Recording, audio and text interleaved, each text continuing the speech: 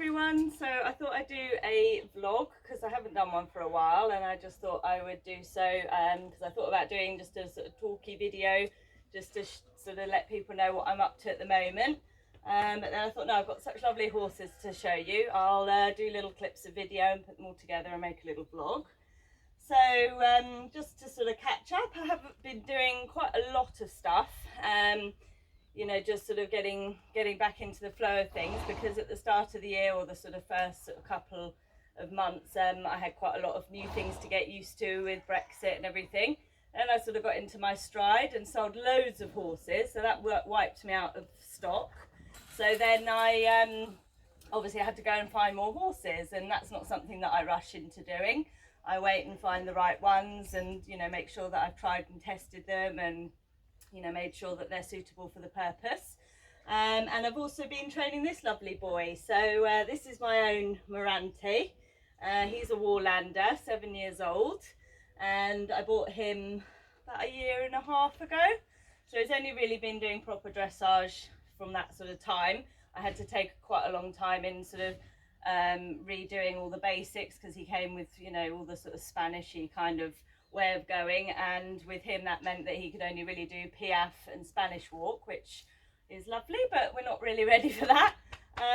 So yeah, just sort of spending time retraining him, and then I started training with Anna Ross in, I think it was December last year, and that's been going absolutely brilliantly. Obviously I train with her virtually, so I have somebody filming me, and she is wherever she is, and gives me all her amazing wisdom. Really fantastic training from her, and I feel so lucky to be able to train, you know, at such a distance with such a good trainer. So it's been really nice, and he's turning out to be an absolute star. I didn't, you know, really have too much expectation when I first bought him. It was funny, actually, a funny story, because I went to go look at other horses, and I was looking around the yard, and he just caught my eye, and I couldn't tear myself away. So that's his sort of story, and I did you know, sort of think, oh well, I'll bring him here and actually sort of produce him to sell, but I just can't. He's another beautiful horse. I feel very lucky to have found another horse that I connect with as well as I did my old Grand Prix horse Rocco. So yeah, very excited for his future. So we're sort of just, you know, taking things on a normal, steady sort of proper structure in his training, and he's doing really well. He's got his changes now, and we're just sort of, you know, going up the levels as we should appropriately, really, for his age and his experience. So I'm really enjoying him. He's very uncomplicated, and you know, just really enjoying having an uncomplicated horse, because those of you that remember Rocco, he was quite a devil in his day. So it's just lovely to have something that's so calm, you know, especially in tire. And he was a covering stallion, and he's just an absolute poppet. So very happy with him, and obviously I'll keep you all up to date with how he's going and how we move forward, really. So I quite often put up lots of posts, so you're probably all sick of seeing him, but he's just one to share, because I absolutely adore him. So this is Darwin. Darwin is a rising 9-year-old Lusitano. He's very sweet. He's got a really funny little personality. He's very expressive and loves cuddles and is a bit cheeky, and he just generally has me in stitches. He's just a funny little chap, but he's really sweet. I've been sort of training him. He's probably ready to sort of do a good novice test with a good score. Just starting lateral. He did actually come to me with quite a lot of knowledge on things. But it was done in the sort of vaquero way, so obviously not correct at all. So I've sort of been, as I do with quite a lot of them, having to just strip it back to the basics, work on the connection, because when they're ridden in that awful Serretta with the casing on it, they tend to ride very behind the nose. So just sort of getting them to come a little bit more out and stretch down and forward. So we've been going great guns with that, and he's getting much better. But to ride, temperament wise, he is absolutely... he's so easy. He is the sort, we've had the children on him, he's just absolutely good as gold, never puts a hoof wrong. really enjoys his work and is happy to just do whatever, you know, you want to do with him on any given day, really. So he would suit somebody who maybe wants, you know, something quite smart and flashy to do a bit of dressage with, and maybe go up the levels as well. I think he's got the potential. It's just a case of, as I say, getting the basics and the strength a little bit more there. And he'd also, you know, be very good as a sort of more all-round family horse as well. Very, you know, if you wanted to pop to the beach with him, or, you know, fun rides or anything really. So I think he's quite versatile, and I just really like him. I just think he will be very, very easy to find somebody that will obviously give him a nice home. You know, he's quite small. He's 155 centimetres. So he's not, you know, the bigger type of Lusitano, but I have sold quite a few of those this year. Little Labrador, he's quite similar to Labrador in sort of stamp and everything. And yeah, I think it'd be really, really good. So if anybody's interested, I have got a video. Obviously I do update the videos as I go along, because they do make quite sort of quick improvements. But I have got a sort of video if anybody wants to see him under saddle.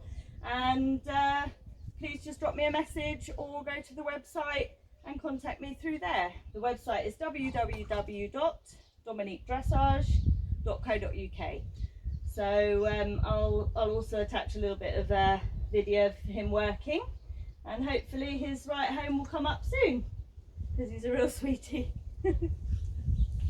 This is a little clip from his actual video that I've got at the moment. His canter's actually quite nice. He holds himself in a better frame in the canter than he does the trot. When you see him come back to trot, you'll see that he wants to carry behind the vertical a little bit. So doing a lot of work in the trot within the pace to try and get him to just push forward and through into the contact now, rather than hold himself behind it, which again was due to the Doma Vaquera bits and Serretta. So it just is a normal process I'm used to doing to help them learn to come into the frame.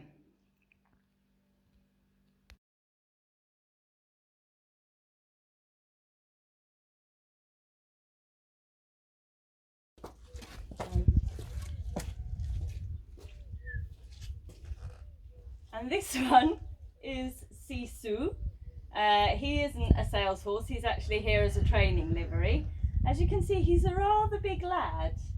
I don't know if anybody would like to take a guess at what breed he is. I'd be very interested to know your guesses on what breed you think he is. So maybe drop me a comment in the comments box. But he's absolutely super. He actually came here because he's quite strong. It's quite a strong ride. And I'm schooling him for the girl who's his owner. She's a really, really nice little rider, but obviously he's quite a big, powerful horse. And they've sort of brought him on quite quickly, really. And perhaps he maybe needed a little bit more time just to sort of absorb everything. So he's quite hot. He's quite sort of, you know, stressy. So it took me a long time, literally.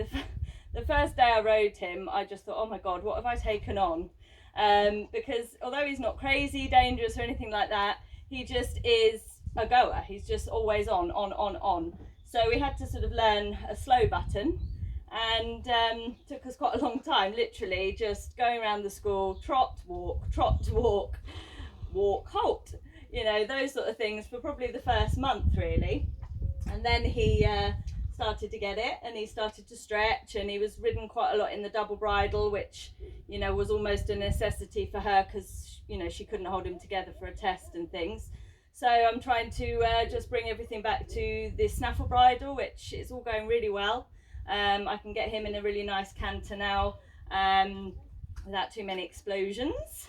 And yeah, he's coming on really, really nicely. But it's really important, I feel, to sort of get those basics properly sorted in the snaffle bridle.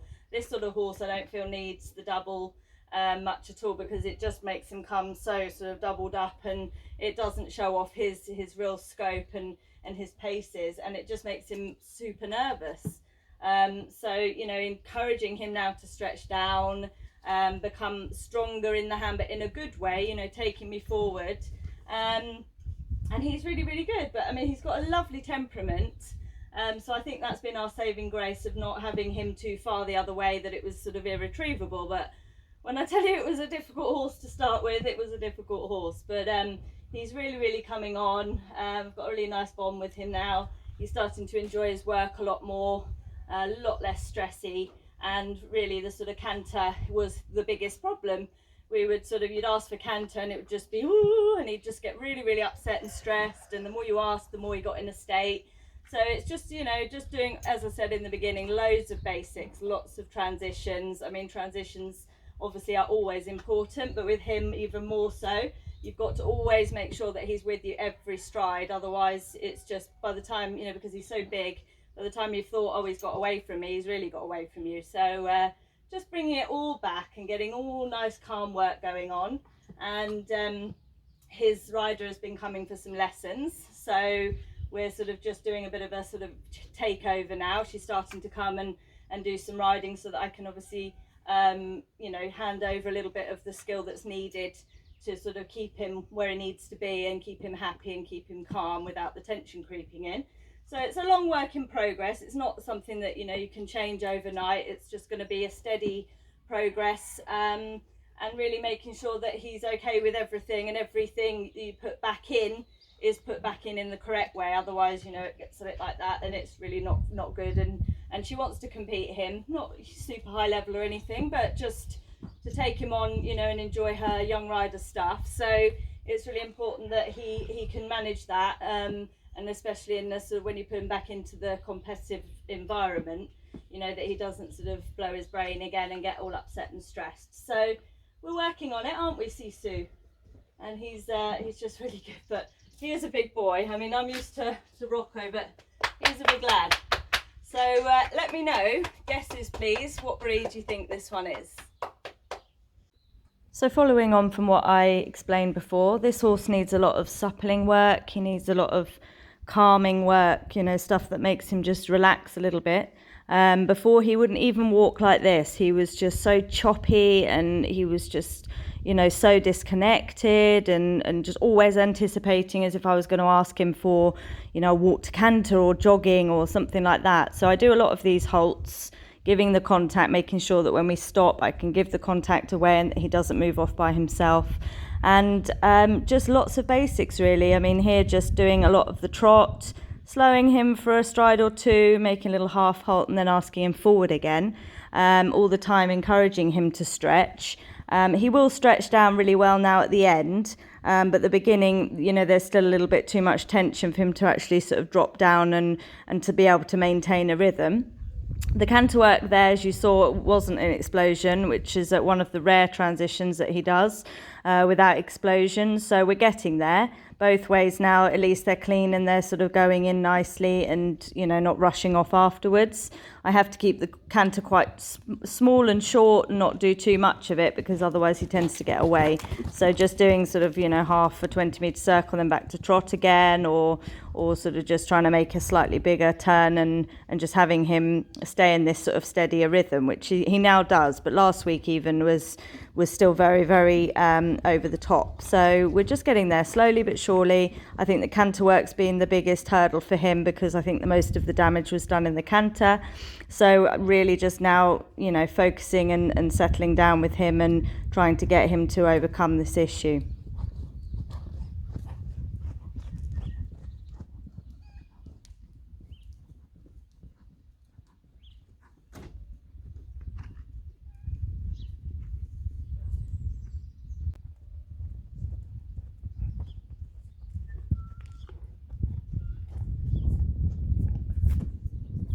So that's Sisu. As you can see, there's a lot of power and a lot of sort of, you know, a little bit of tension still in there. But if you could have seen him the first time, a disaster, absolute disaster.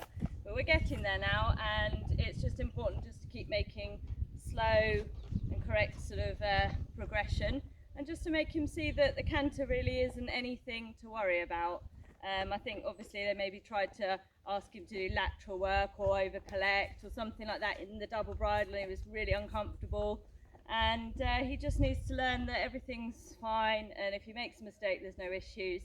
And I think then he will become a lot sort of more relaxed in his whole way of going, and obviously that will give him the stepping stones he needs now for his future. but he's a lovely boy, very powerful. I don't know, I can't remember the last time I sat on something quite so powerful. But you know, it's getting there, and I'm really pleased with the progress I've made, because a lot of other people just sort of told her to sell him and stuff, but I think he is worth sticking with. And you know, as always, it's up to the rider to raise their game to be able to ride this type of horse, because I think there's a lot of quality in there, and he's got a bright future ahead of him. So this lovely boy is Caribou. Caribou is an 11-year-old Lusitano gelding. He is very safe. He's the sort of horse that you could literally put anybody on, from beginners to, you know, nervous riders. He's that type. Obviously the first thing, sorry about the dust, he's been out in the field. The first thing you notice about him is that he hasn't got his tail. It's been unfortunately chopped in the traditional way. So that just needs a bit of time, obviously, to grow down. I rest assured it will never be cut again, and it will be there for what nature intended it to be used for. I've never actually bought a horse with a short tail like this, because I just thought it would just put people off, you know, because obviously most of the people that buy my horses want to compete at whatever level or go out and about. But you know, at the end of the day, it is only hair, and he is such a quality horse. He's so, I mean, he's got a lovely neck on him, and he's beautiful to ride. He's got quite a good level in him. He's probably sort of elementary, and will be able to go a little bit further as well, I think, because he has got some more lateral work in there. It just needs a little bit of redoing, because it's a little bit in the Vaquero way where it's a little bit too much. So once we've tweaked that, then it'll be absolutely super. So I'm really pleased with him. I think he's going to make a fantastic horse for somebody, or even like a family horse or a share, sort of, you know, family share or something like that. I think he'd be absolutely brilliant. He's got a lot of experience in Romerias, so he's pretty much sort of bomb-proof in most sort of busy environments. So he'll be absolutely fantastic to take out and about with lots of other horses and things like that. So I'm really pleased with him. I'm going to be doing his first sort of training video on sort of the weekend. So if anybody's interested, then drop me a line and I can forward you the video of him. But he's, as I said, absolutely super, really nice little horse, and will make somebody a lovely partner, I think. And last but not least, this is Latina. Latina is a Luso Cross PRE. And she is absolutely stunning. What can I say about her, really? I mean, she's a little bit fat at the moment. She arrived very fat. She's not been doing much for the last sort of probably really a year. But she's 7 years old, and she's quite green in her dressage, but she's done quite a bit of hacking. But she is generally quite a green horse, which, to be honest with you, I really like, because although they come to me a bit older, and obviously the expectation is that they're a little bit further ahead in their training, the reality for me is that it's actually an easier project to take on, because there's no mistakes to sort of erase, and I haven't got to redo anything. She's more of a blank canvas. So that's absolutely fantastic, and basically I'm just cracking on and producing her nicely now, until obviously the right person comes along that I think would be her best home. So she's really nice. She's very elegant. Under saddle, she's got a very nice walk, one of those really long sort of fluid walks. She's really soft in the contact, very bright. She learns things really quickly, and I haven't found anything to sort of moan about, really. She's just a real sweet little mare. She was a little bit shy. She's coming out of her shell slowly but surely. And gaining confidence, obviously, every day now that she's with somebody that sort of knows what they're doing, because the old owners were sort of a little bit more sort of happy hackers, and they didn't have much experience. And I think she flourishes with a little bit more knowledge. So this is her, and obviously I will do some videos and everything in due course. But you know, being the colour she is and such a sweet girl, I really don't anticipate having any problems finding her a lovely home. But it's obviously important to make sure that they go to the right homes, as far as I can be assured of. So that's the plan for her. So obviously I'll update you with bits and bobs that we do with her, and show you a bit of her video when it's ready. But I'm really pleased with her. She's not the biggest mare, but she's a big stamp. When you're on her, she feels like a chunky sort of mare to sit on, and really moves very nicely and comfortably. So she'll be absolutely fantastic for somebody I think really would be best to aim her at a dressage home, because she has got a lot of talent. And although she is 7, I think, you know, it's time now that she's had a lovely sort of childhood and, you know, very low key upbringing. So now I think she'll flourish to do, you know, more work and be aimed at a sort of job really. She certainly seems to, you know, enjoy every session that we do. So I'm really, really pleased with her.